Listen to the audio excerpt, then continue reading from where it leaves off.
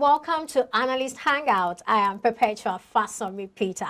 Well, I am not alone today. It's a full house, well, virtually mostly. Right here with me, I have Ambrose Amodion, the Chief Research Officer, Invest Data Consulting. Good to have you with us today. Thanks for having me again. Absolutely. It's always a pleasure having you around. You're welcome. And virtually we have with us Alhaji Korufi Garuba, the MD APT Securities and Funds Limited. Hello, Alhaji. Good to have you on board. Yes, I'm happy to be with you. And congratulations to APT Securities for making the top 10 best stockbrokers for the year. That's nice.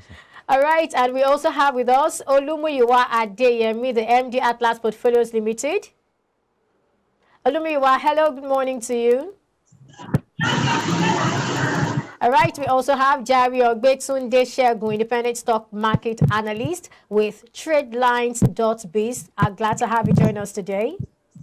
Thank you. Good morning. All right. Alhaji, I want to say congratulations too. That's a beautiful one. Yes, Yes. All right. And we also have Aruna Kebirajimo, the Managing Director and CEO, Global View Capital Limited. Good to have you join us, sir. Yeah, thank you for having me. You're welcome, sir. Thank you very much. Yeah. Okay, so we're looking at the insurance company, at least from what we have, at 9.98% decline. Insurance leads banking index as the worst performing sectors on NGX. Now, that's a very, very big one. Let's see, what's your thought on that? Actually, despite the correction exercise in the sector, I'm surprised and seeing that, for the first half of the year, the sector led the worst performance for the period. Also, we expect that the numbers are also emanated from most of the companies on the exchange that are insurance sector. Most of them are impressive, but didn't reflect on the numbers.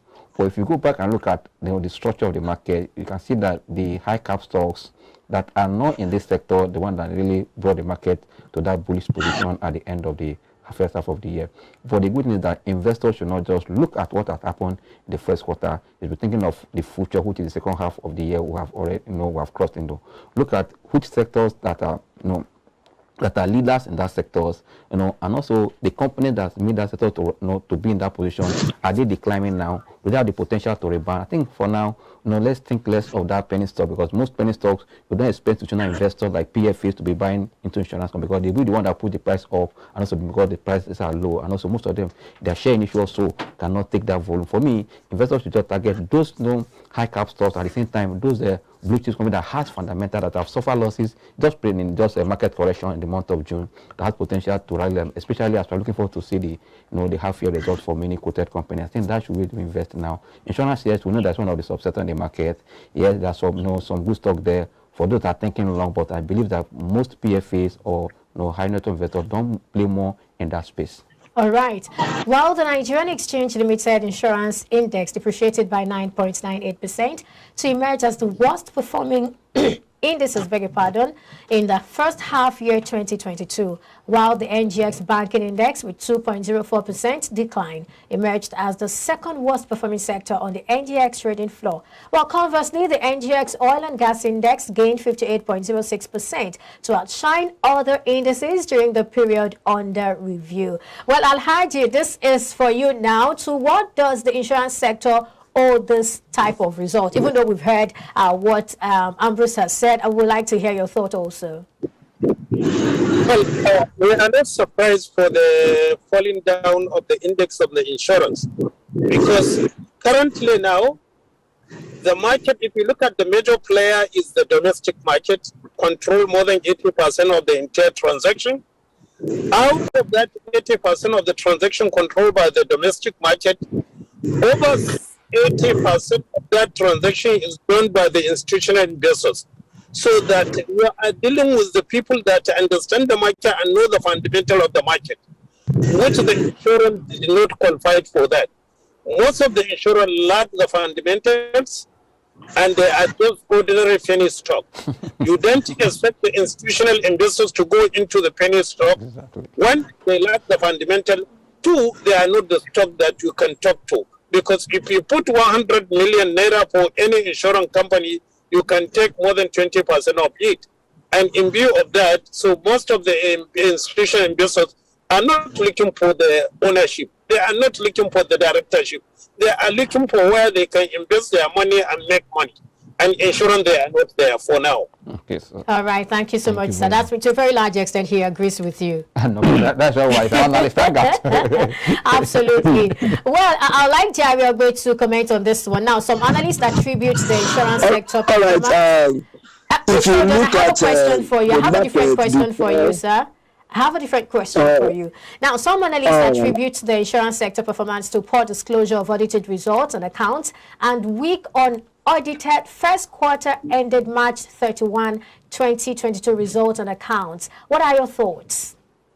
That's what I'm about to say. That Okay. to me, it's a general thing, because if you look at the market, even after the insurance sector, most of them have released their first quarter earnings. If you look before the last MPC meeting, where they adjusted rates, you see that the insurance, they are in the green. They are positive, but what happened affect almost all the sectors. When the rates was adjusted, then we see a heavy crash on almost all the stocks. And of course, you know that already having a low result in the first quarter, and for the fact that people are scared that things may go worse in the sector. Mr. Jerry That's Ogbe, why you see more. Mr. Yes. Jerry Ogbe, please, would like you to turn on your camera so we can see you.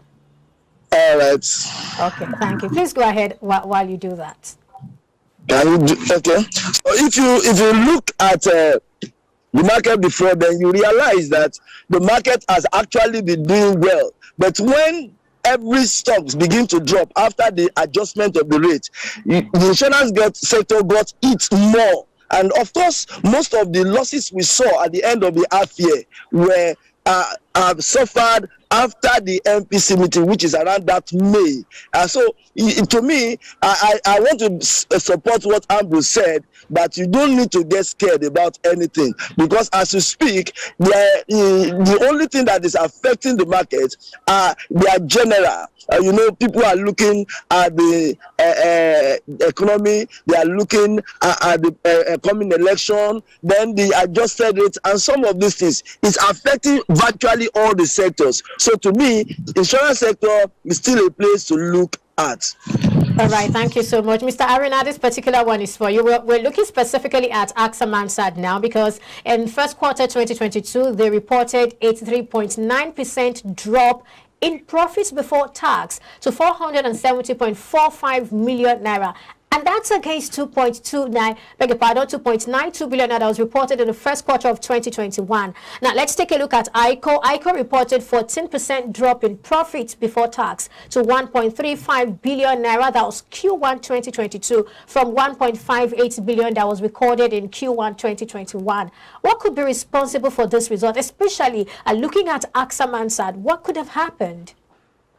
Well, let me start that answer by looking at what we have been discussing, the insurance. Okay. Because other Mansard is on insurance. Yes. I think where the insurance company got it wrong was during the public offering, where it was an all-common. Okay. That they offer bogus shares, and because of that, they have serious shares outstanding, and because of that, they have.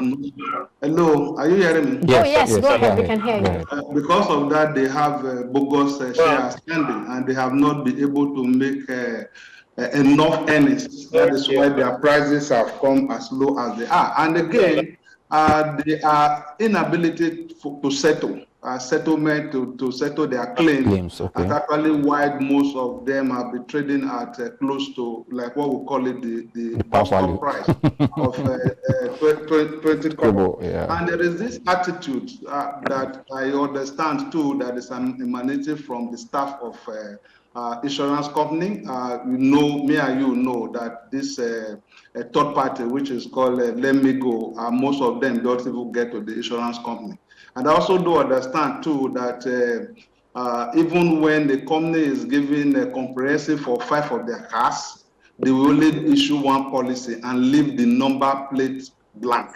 But adventure, anything happen, they will quickly go and fix that number plate on that thing. While they are collecting the what do they call it? The premium. the premium Yeah.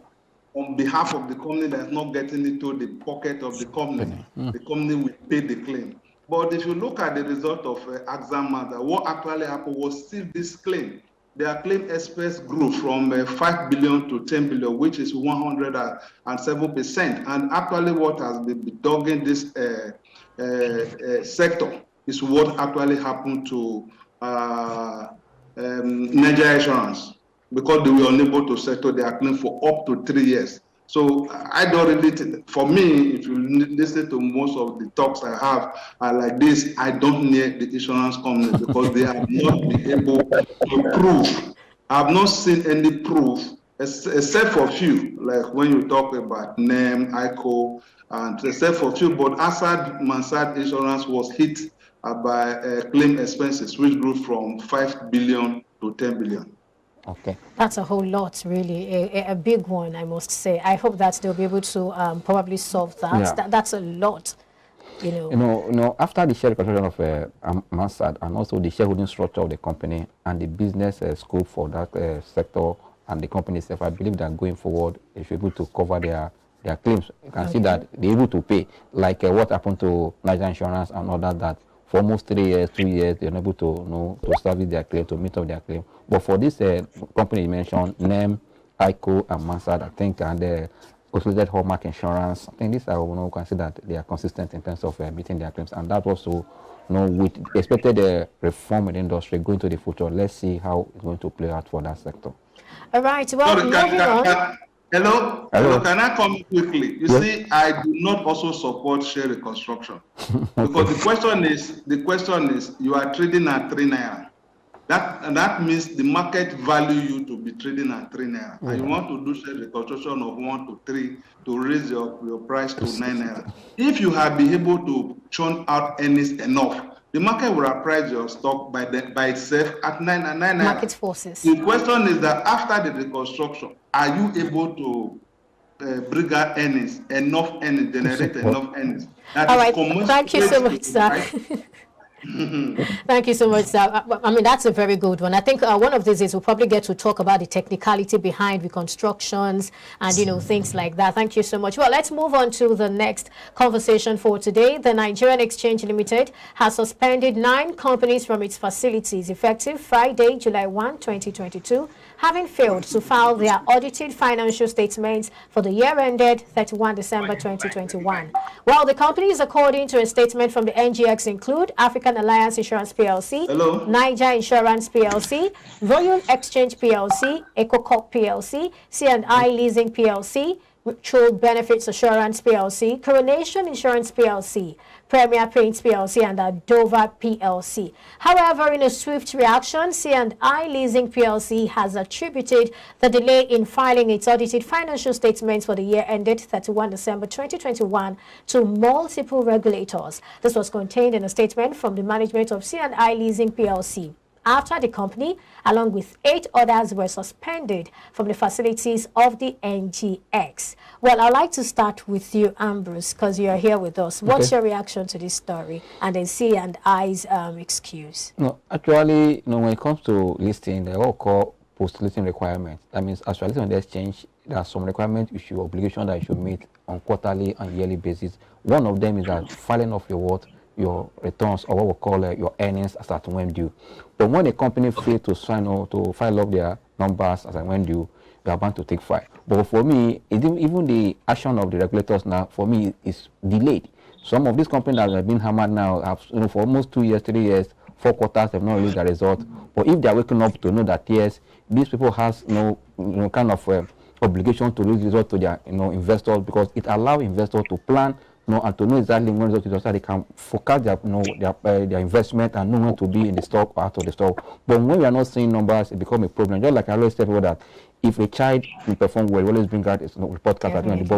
But this company, you can see what happened in apart from the CNI you mentioned, in Adova for 2021, did not release the results, even their Q1 2022. But because of the action of the regulator now, they quickly not release results, and they were lifted up from the suspension yesterday too. But it tells you that means what are you doing with the result? You know, you are given a space of almost 30 days to release unaudited. You are given about almost 60 days to release audited, or 90 days, depending on the one you choose. Then what, you know, if you have done well, let the if not, we have performed poorly, let them know that investor can move their investment, because every investment in anywhere in the world is against the future. All right, I think we'll have to stop it there. Alhaji, would like you to comment on this.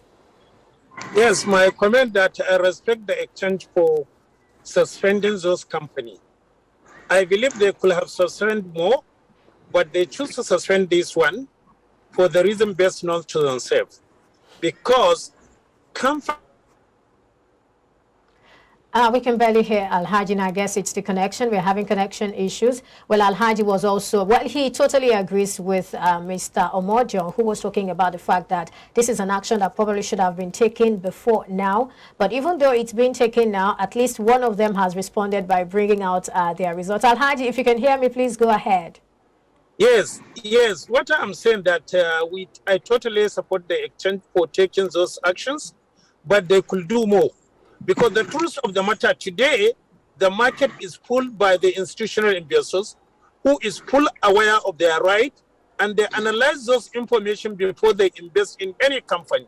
So a company denying us the input have been allowed to continue trading. Yes. However, we have a company that a big player today. You say one of the index that has gone up is the oil index. And we all know that why the oil index goes up, because Onde is trading, and Onde make a substantial gain. Yet, Onde is among the oil that default, because up to now, we are not aware of their first quarter, second quarter, third quarter, up to the last quarter of 2021. Yes, sir. Alhaji, more specifically now, let me comment more specifically now. How does this really affect investors, more specifically? Well, you see, it affects the investors in making decisions. Exactly. If you look at it, most of the major players in the Ondo are just retail investors, not institutional investors. Most institutional investors, they decided to wait and see what are the outcome of the company before they decide to get in or get out of it. But what you see in Ondo trading is just the local investors who cares less in that. When they release their information, it could have gone. But notwithstanding, the market decided to reward them because what they have witnessed in the other oil sectors. We have seen what Total did. We have seen what other MRS did. We have seen what Ardoba did. So in view of that, there is hope that Ondo will do well. All right. And therefore, people decided to allow the price to appreciate despite the fact that they have not released their result. And the exchange should have explained to us why they did not suspend Ondo. Yeah. Exactly. Now that's quite instructive. You, the exchange needs to explain to us why Oando was not suspended. Well, very quickly, let's go on to this particular story about NGX Ghana exchange strengthening ties on cross-border initiatives. Well, the Nigerian Exchange Limited and Ghana Stock Exchange have reiterated commitment to strengthen cross-border trading initiatives with the aim of moving investments, access to capital, and integration of both capital markets in the continent. Well, speaking at closing ceremony organized for delegates from the GSE in Lagos, the Divisional Head Capital Markets, NGX, Mr. Jude Chemeka, said the Director General, Securities and Exchange Commission, Ghana, Reverend Ogbame Tete, and his team visited to understudy what the exchange has done in the process of capital market decentralization, dematerialization, among others. Now, this is the story, right? And I think this is a story that a lot of persons are interested in. I would like you to probably talk to us about this. Actually, for me, it's a good move to you to open a border to trade across the border, which is good for the market. You can see matured market, you can trade from anywhere, fine. But for me, if we are kind of open cross-border to trade with South Africa, for me, I prefer that more than going to Ghana. I'll tell Ghana, as we speak now, is still a small market. Yes, if they are coming to understand us because they see that we have gone ahead of them, we need to look for people that have gone ahead of us. Then that is where I brought. I see good move. We need to expand more. But for me, Ghana will not control much to our market because their market is still small. Look at the numbers of shares on Ghana's market. They are very few compared to what we've seen in our market. I believe that if we are going to South Africa to do the border trading, if we are better, but I believe that with this one, we can still expand to South Africa and other African countries. But for me, it's a welcome development, but we need to do more. All right, Mr. Jimo, can we have your thoughts on this particular one? Yeah, I do. I go the way of Ambrose. I think it's actually a good move. If it's looking at Ghana market as very small, I don't believe in that. I believe that whether small or big, we have something to learn from them. I think this visitation was aligned with WACMI, that is West African Market Integration Program, where there will be cross-border listing, cross-border trades.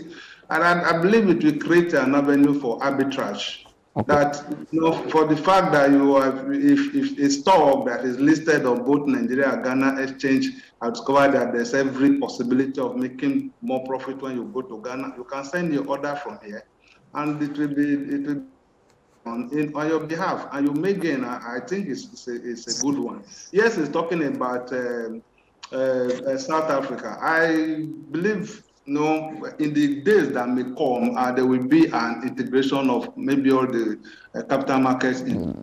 That's good. that was very nice. And there will be movement of funds from one market to another. Yeah. Arbitrage also actually. All right, I think we'll take it up from there. Well, Mr. Jari, let's have your thoughts on that before we move on to the next segment. All right, I guess we're probably having connection. Things that we need to consider, of course, we need to consider the translational rate, but because as we speak, I want to believe that 1.79 cedis is an equivalent of 100 naira in Nigeria. We need to there was a time I was trying to do some research work and I needed information from the Ghana Stock Exchange. It took me a whole lot of time and stress to get the price that we easily get on our exchange. Beyond all this dematerialization and decentralization, I think the exchange also need to look at the availability of information. Will we also be getting prices, earnings, and all these things the way we easily get it here in Nigeria? Because all these things are very important. We trade news in the capital market, and if the news is not readily available, there will be difficulties in doing transactions with other countries. So all these things need to be established before the process kicks off. All right, thank you so much, Mr. Jaragbe, for your thoughts. And finally, Alhaji, let's have your thoughts before we move on to the next segment of the show. I just want to call the attention of my colleagues that Ghana exchange is our baby. We set it. Yes. They all learn from the Nigerian exchange, and you have to let your baby grow. Okay. Don't forget that today, if you go to the Ghana, you see that most of their branches that are running at the Access Bank, the GT Bank, the Venice Bank. So there is a need for also the same company that are doing well in Nigeria may decide to list there in the Ghana exchange. And that will give the room for arbitrage, just like what we witnessed in the ETI, the Eco Bank. So I want this exchange, not only Ghana, to go to Cote d'Ivoire, because Cote d'Ivoire controls the entire 9 African French-speaking country. And therefore, if Nigeria extend their hand there, we remain the hope of the financial institution of the entire West Africa and Africa in general. We need that, and that's what the London exchange had an edge over most of the European exchange. I think there is a need to look at it, and remember that the Security and Exchange Commission of Nigeria signed memorandum of understanding in 2006 with Ghana, and we need to accelerate this to see more trading, more cross-border listing. Remember, MTN listed in Ghana before Nigeria. Why? Yeah. Okay. All right, thank you so much for your thoughts. I think this is a good place for us to go on a break. We'll take a break now, and when we return, we'll review select interim dividend-paying companies. Stay with us, don't go anywhere.